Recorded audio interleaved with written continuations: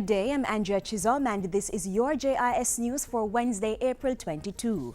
Jamaica's $1 billion food import bill was cut by 4.5% last year. In real terms, this is a $43.6 million or 5 billion Jamaican dollar reduction. Agriculture and Fisheries Minister Derek Kelly made the disclosure during his sectoral presentation on Tuesday. He said the deliberate efforts to increase food production in the agri-parks could be credited for the decline. Infrastructure work on those agri-parks will continue this fiscal year to take advantage of the export potential of Jamaican produce and reduce the need to import.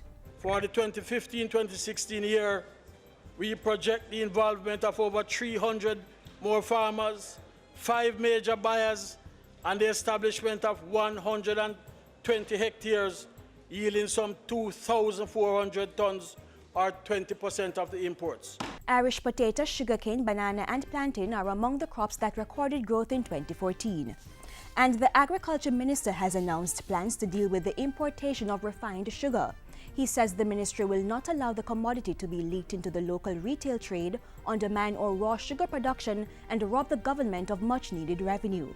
We are therefore pushing ahead with the restructuring of the regime for the importation of refined sugar, including the imposition of a cess to fund the transformation of the sector. This imposition of a cess is also intended to level the playing field, since all of the sugar consumed in Jamaica is subject to a cess. Minister Kelly says this decision was reached after consultation and support from the sugar industry.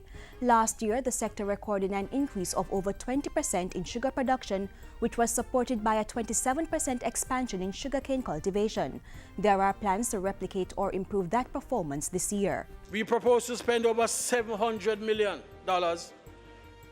to rehabilitate some 80 kilometers of roads in all cane-growing areas of Jamaica.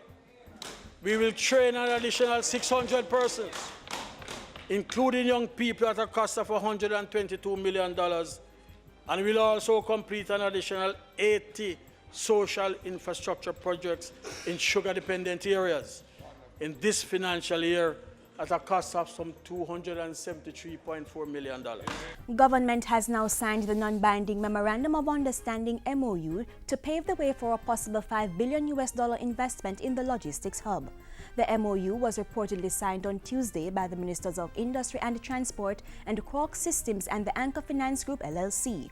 A release from the Industry Ministry says the MOU signing came about from an unsolicited expression of interest to the government. The expression of interest is a comprehensive funding and development package to allow for the build-out of various elements of the Global Logistics Hub initiative.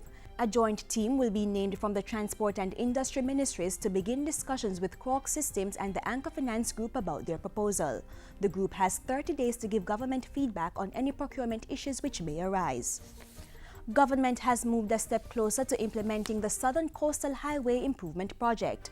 A final feasibility study report, other reports and preliminary designs for the project have been submitted to the Ministry of Transport, Works and Housing by consultant Stanley Consultants Incorporated. We are far advanced in identifying concessionary funding. The Portfolio Minister made the announcement during his sectoral presentation on Tuesday. The highway will be done in 2 phases, starting with Segment 1, which runs from Harbourview to Port Antonio. Segment 2 is from Negril to Mandeville. The priority is to do Section 1, Harbourview to Port Antonio, but starting with Harbourview to Morant Bay. When we've done that, then the whole of Jamaica will be linked by modern highway. The Ministry of Labour and Social Security will be introducing a workers' passport by September 2015 as part of efforts to streamline Jamaica's occupational safety and health program. Portfolio Minister Derek Kelly says the document will be introduced in the construction industry. It will prove that workers on work sites participated in a 5-hour training program in occupational safety and health. These passports will be the warranty that the workers are competent and equipped to operate safely on work sites. They will also indicate that these workers are competitive in an economy capable of operating at the highest standards in the international labor market. He says the introduction of the workers' passport is in preparation for the passage of the Occupational Safety and Health Bill in this legislative year.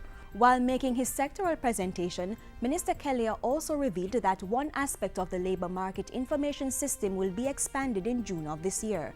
It's the Labor Market Intelligence and Skills Bank component.